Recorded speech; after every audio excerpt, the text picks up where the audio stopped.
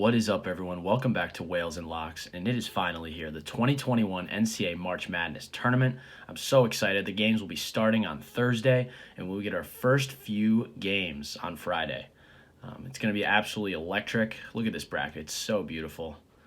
So what we're going to go ahead and do here is fill out this 2021 March Madness bracket. I've kind of already looked through this. I kind of have a general idea of what I want to do. Unlike what I do in my other videos where I take a lot of time, go through it really slowly, kind of talk about each bracket or each matchup, I will not be doing that as much here. I'll kind of take teams. Maybe I'll say a few things here and there, but I want to get through this quickly. I want to show you guys my picks. So let's get right down to it. First game, we've got Gonzaga versus whoever wins this game. Really not even worth looking at. We're going to take Gonzaga here. Next game, we've got Oklahoma-Missouri, the 8-9 matchup. I've never really been a big fan of Missouri at all this year, and Oklahoma, I think, is far too underseeded. I'm going to take Oklahoma.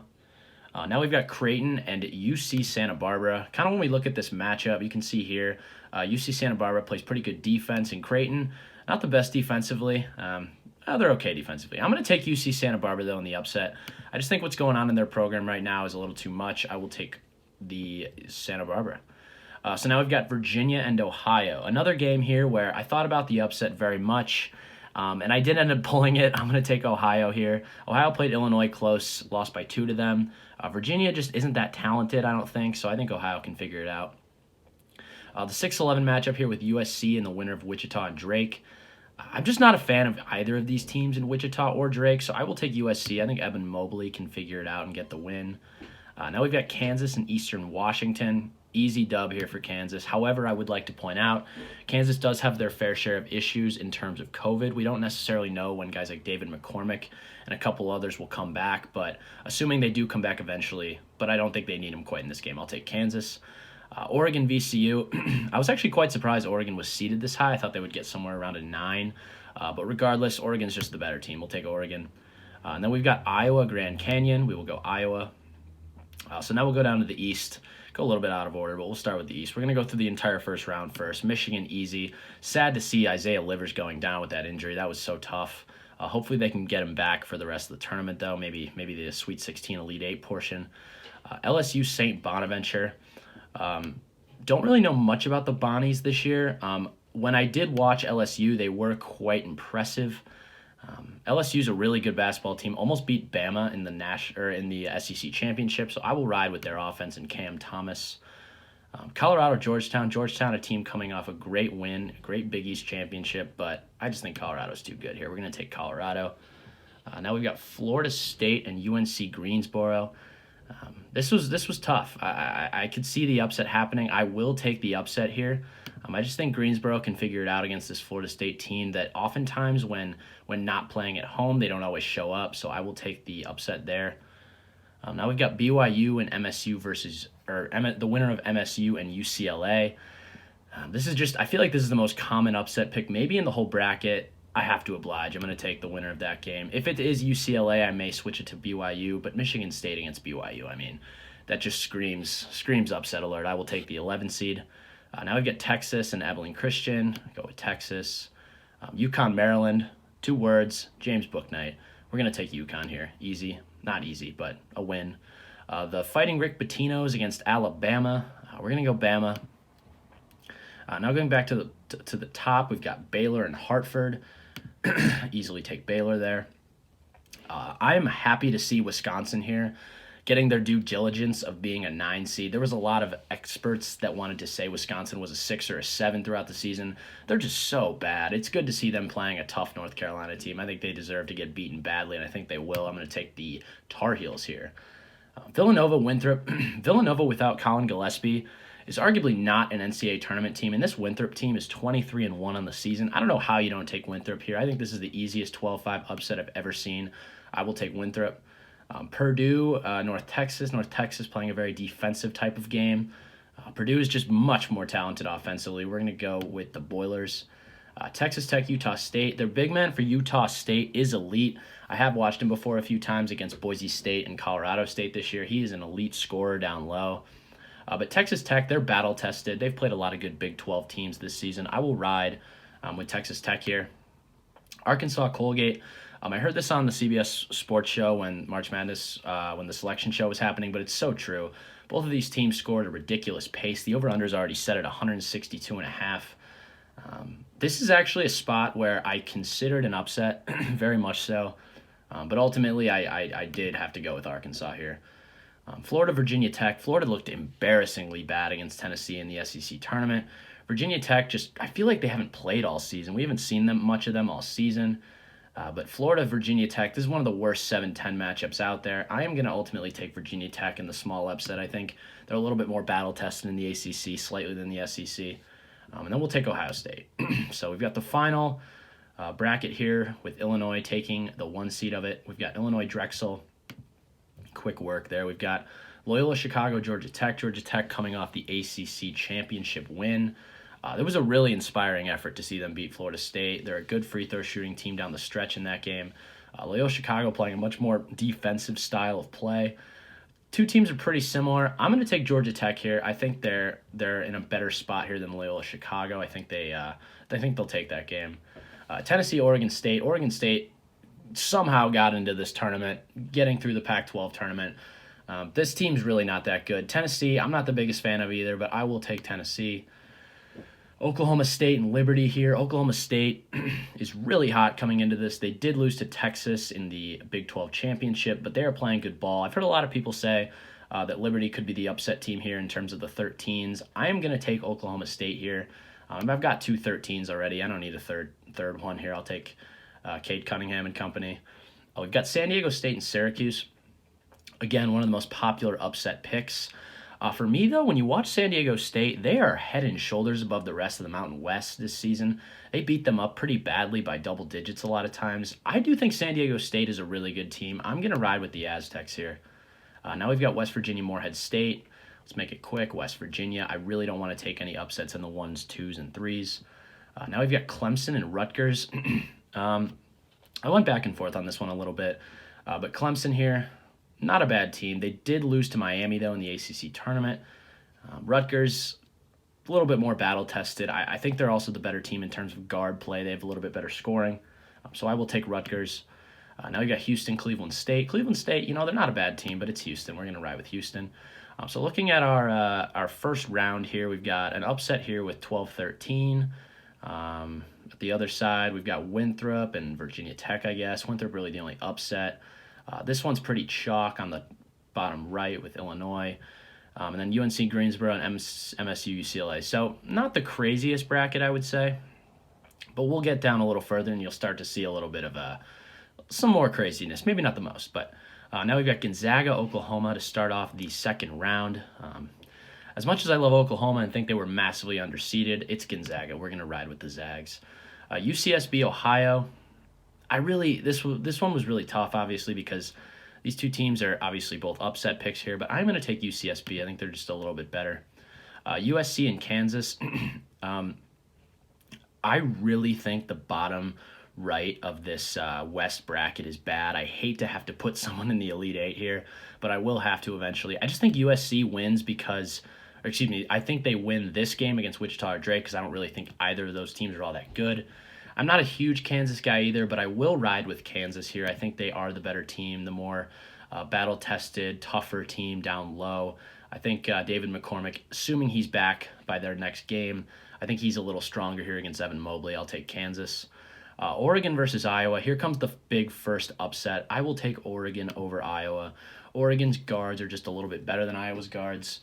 I do love Wieskamp and Luka Garza, but ultimately Chris Duarte and Will Richardson, I think, can get it done here against this Iowa team. So now let's go down to the East. Michigan, LSU. Here's another spot where I very much debated. Just because there's no Isaiah Livers, much different team. I ultimately think Michigan has just a little bit more toughness in them. LSU defensively is so bad.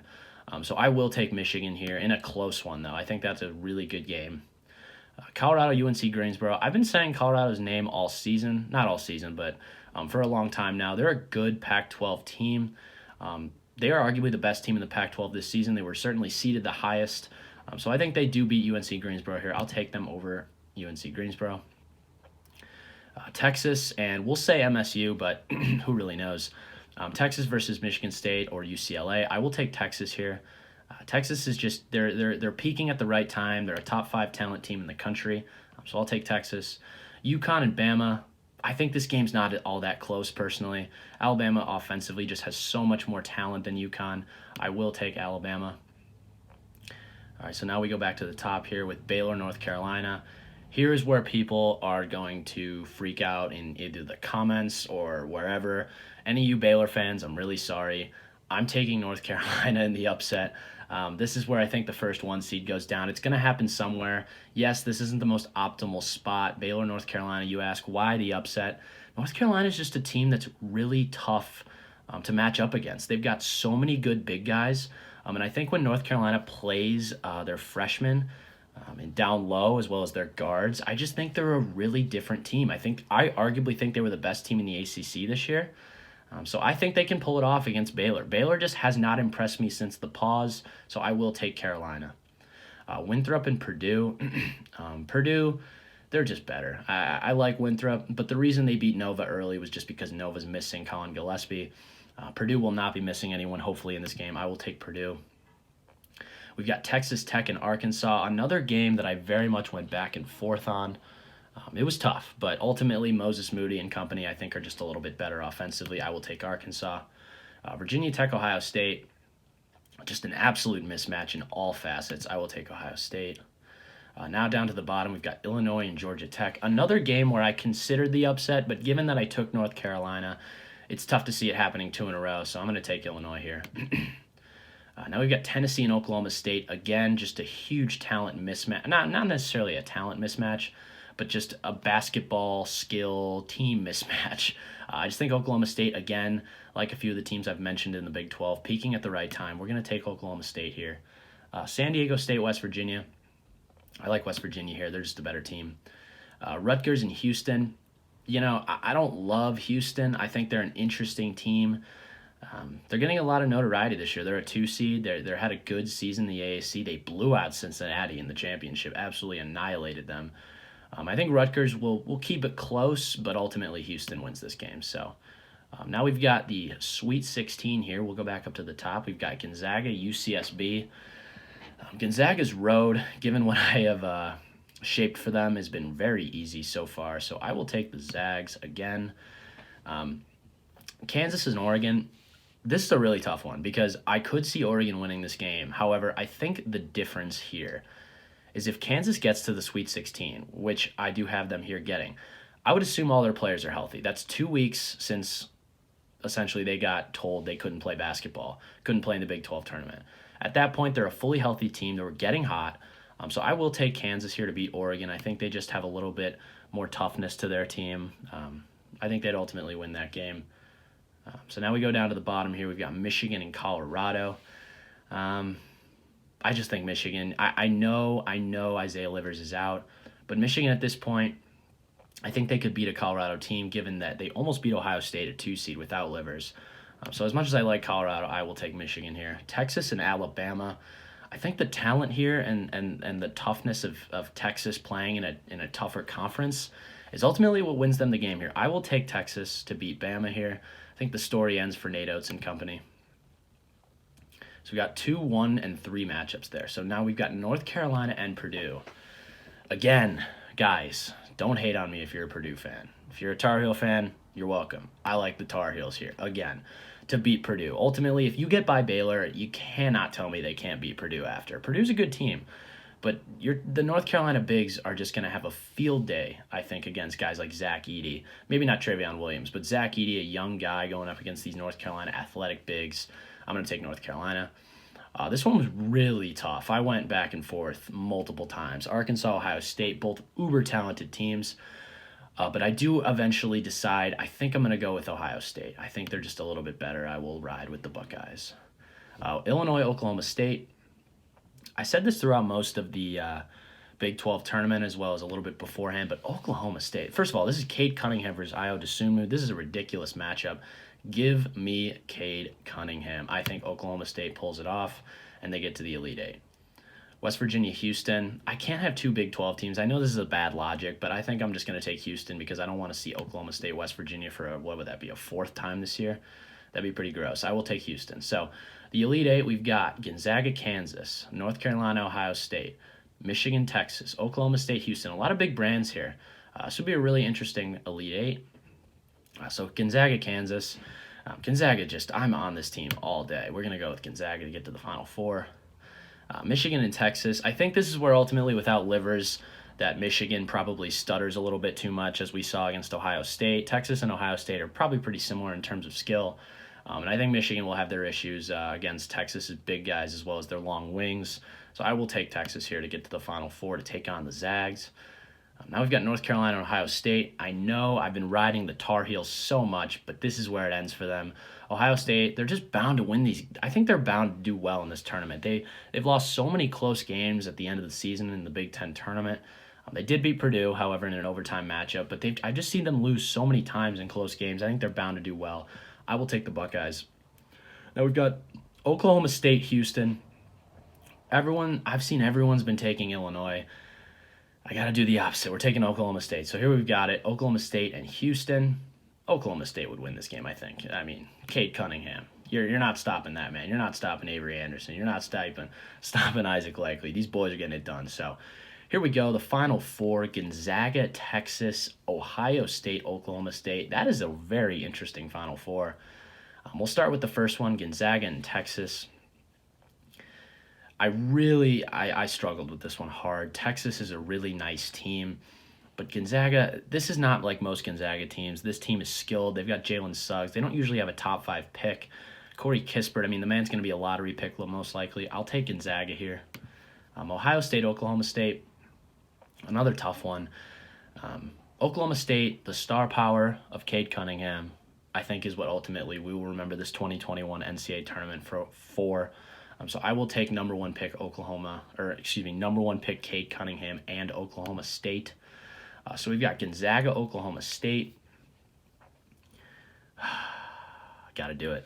I got to take the Zags. I'm sorry. I'm sorry to any of you guys that would like to see Oklahoma State. So ultimately, Gonzaga, Corey Kispert, Jalen Suggs, Drew Timme, Joel Ayayi, they're beating Oklahoma State in a really close one. And we'll say a final score of 81-76. So that is my bracket. Please leave down below your thoughts on this bracket. Go ahead and give me your comments, your concerns, you're yelling at me. I love commenting. I love engaging with some of these comments. They're really fun to talk to. So, yeah, if you want to give me your Final Four, please drop it down below in the comments. I'd love to hear. So that is all for this video. Let's have a great March Madness. So if you did enjoy this content and would like to see more things like this in the future, please like and subscribe, and I'll see you all in the next video.